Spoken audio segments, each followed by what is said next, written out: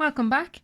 In this video, we are going to learn how to draw curly arrow mechanisms. Okay, so as an organic chemist myself, I would probably say that drawing curly arrow mechanisms is probably the most important skill any organic chemist can have. Okay, and while they can seem very difficult at the start, there's really kind of just a set of rules and principles you can follow that will almost always mean you can work out the right mechanism. Okay. However, there are some really important rules to make sure that when you draw the mechanisms that you've drawn them correctly.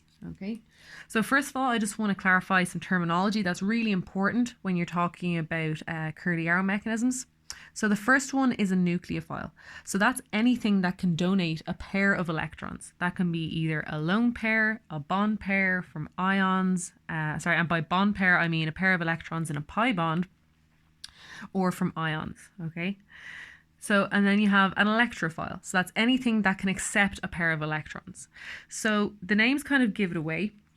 So a nucleophile is, so phile meaning love, and nucleo referring to the nucleus. Okay, so you should know that the nucleus is very positive. That's where the protons are.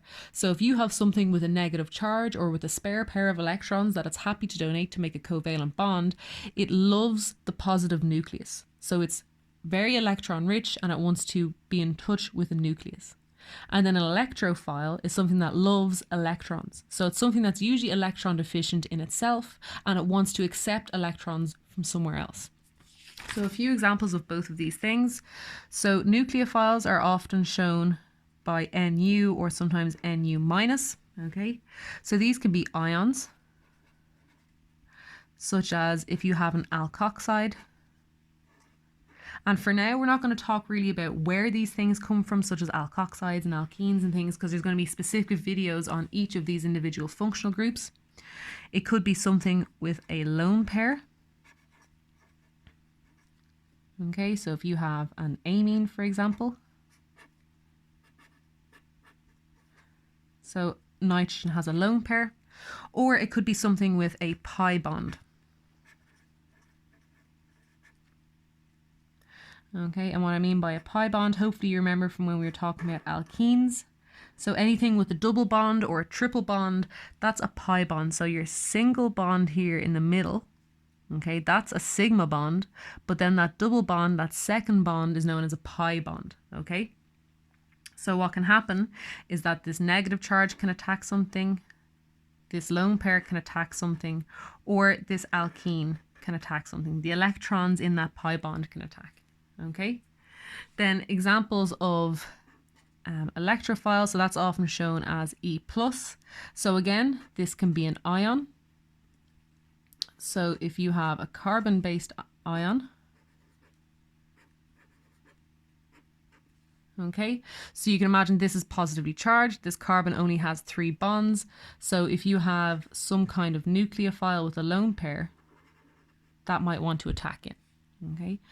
Another example is a molecule that has a leaving group. And we'll have a good few examples in other videos about what leaving groups are. But just take my word for it for now that chlorine is very good as a leaving group. Okay? So if you have your nucleophile, so your Nu minus, the electrons in this negative charge can come in and attack this carbon, but carbon can only have 4 bonds at any given time.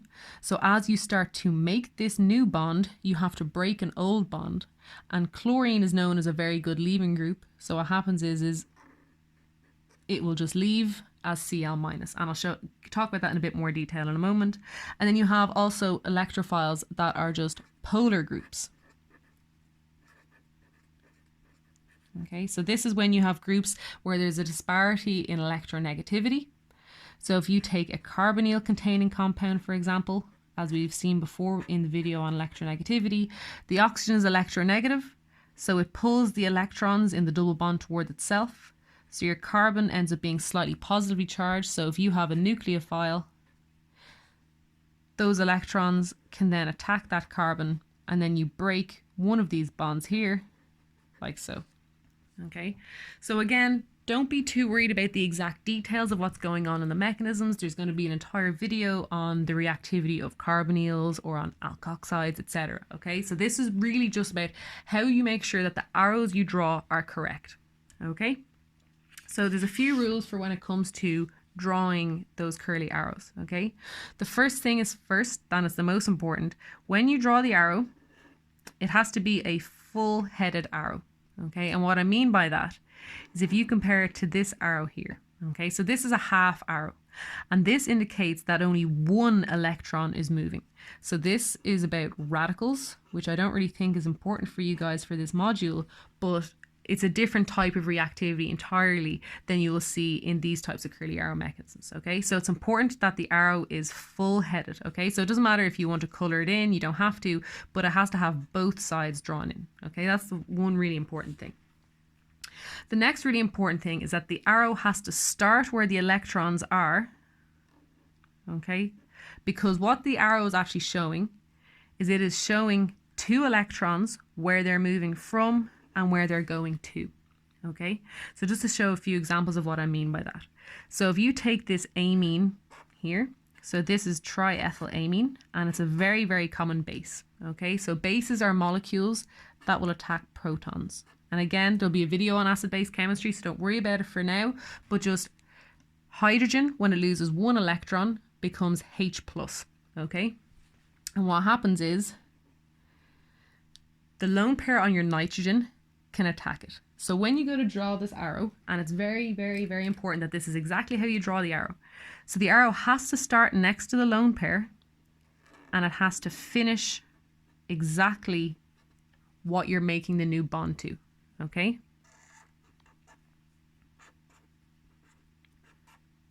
So then what you have is a new bond between your hydrogen and your nitrogen. But one thing that's very important about all reaction arrows, okay, the charges have to be the same on both sides.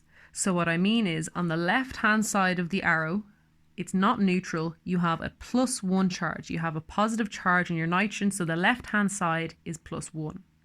So over here, there has to be a +1 charge as well. Okay, that just can't disappear. And where that positive charge ends up is on the nitrogen. Okay, and the reason for that is this nitrogen originally had 8 electrons. Okay, it has 2 electrons here, 2 electrons here, 2 electrons here, and then its lone pair. So that's 8 in total. But effectively what it's doing here is when it donates its lone pair to form the bond with this hydrogen, it's now sharing 2 of its electrons with the hydrogen. Okay, so what that means is that it's almost down an electron, because if you imagine one electron is here, one electron is here, it's sharing ownership, it's got joint custody, so to speak, of those electrons with this hydrogen, so it only has half the time. So that's just important to remember, that when you draw a reaction arrow and when you draw curly arrow mechanisms like this, if it was positive before, it needs to be positive afterwards, unless you're adding in some other reagent. Okay, so when we go on to talk about acid-base chemistry, that'll become a lot more obvious and clear.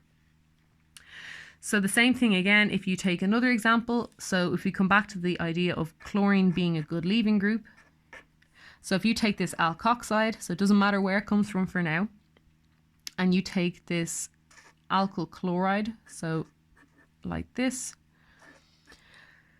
what can happen is that, so this chlorine is electronegative, so it's slightly negatively charged, and this carbon is slightly positively charged. It's a polar bond. And what can happen then is that this pair of electrons in the negative charge will attack this carbon. Okay, so again, look at where I've drawn the arrow. I start it right at the negative charge, and it finishes where at the atom where you're going to make a new bond. A really common mistake is people do arrows like this.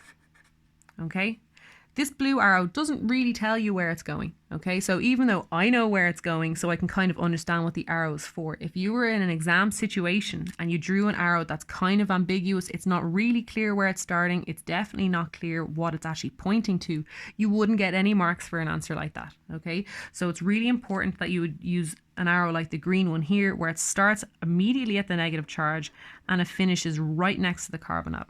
Okay, So as I said a moment ago, carbon can only have 5 bonds. And right now, 4 bonds. Geez, carbon can only have 4 bonds. Never ever let me say I ever said 5 bonds.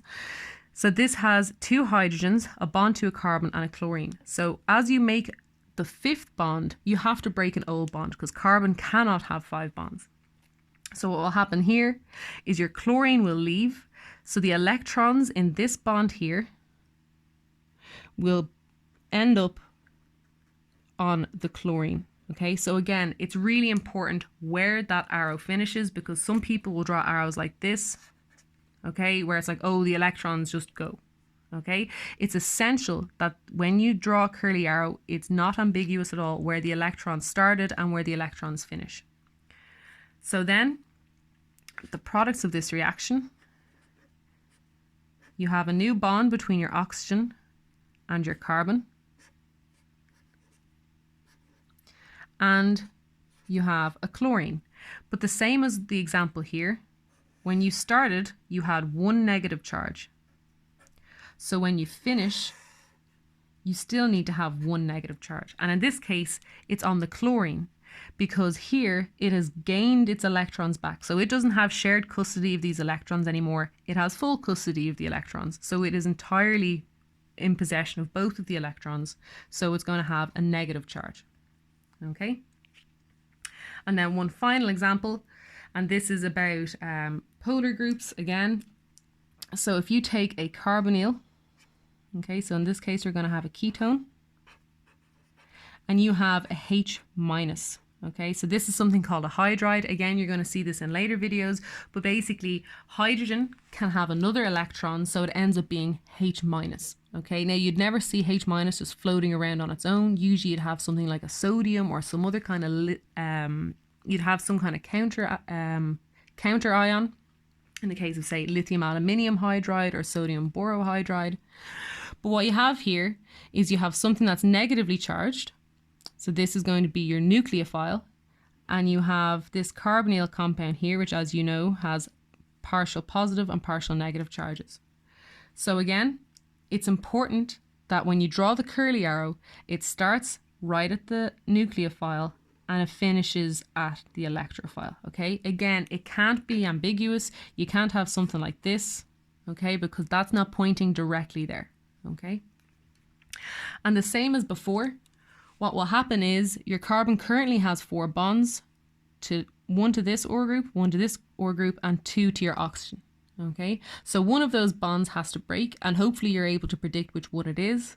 So pi bonds, or otherwise known as the second bond of a double bond, or second and third bond of a triple bond, they're weaker than sigma bonds. Okay, single bonds are strong and double bonds are stronger, but they're not twice as strong, and that's because the pi bond isn't as strong as a single bond. So what happens is you break the weakest bond, so the electrons in this double bond come back up here and then they'll sit on the oxygen. Okay, so then the product of this reaction is this molecule here. Okay, you've made a secondary alcohol from a ketone. And again, it's really important that both sides are balanced. Okay, so over here you had a hydrogen with a negative charge, so it's -1 overall. And on this side, it's essential that you remember that the same as before, so this oxygen used to share electrons with the carbon. Now it's gotten those 2 electrons all to itself, so it's negatively charged. So then this is also -1. Okay, so they're the kind of basic concepts of drawing curly arrow mechanisms. You have a nucleophile and an electrophile, something that has electrons and something that wants electrons. Okay, and the most important things is that when you draw your arrow, it is a full-headed arrow, okay, and it has to start at a lone pair or a negative charge or a pi bond or something with electron density. It has to start right next to it, and it has to finish right next to the atom that it is attacking. Okay, so they're definitely the most important things. There are some people who, even though they know the mechanism backwards for, say, aromatic substitution, they lose so many marks because their arrows aren't drawn properly. Okay, so I just wanted, before I started going on to the topics about the reactivity of alcohols and alkenes, etc., where I'm showing the reaction mechanisms, I wanted to make sure that everybody knows exactly how to draw those curly arrows. Okay, so in the next few videos then we're going to start talking about functional groups and their properties, and hopefully with this video you'll be able to follow very easily what I'm saying. As always, these videos are made as part of a charity event to raise money for Cystic Fibrosis Ireland. If you'd like to read some more about that charity or the event itself, check out the link to the GoFundMe down below, and please consider either donating or sharing these videos with someone who may benefit from them or may also want to donate. Thanks very much.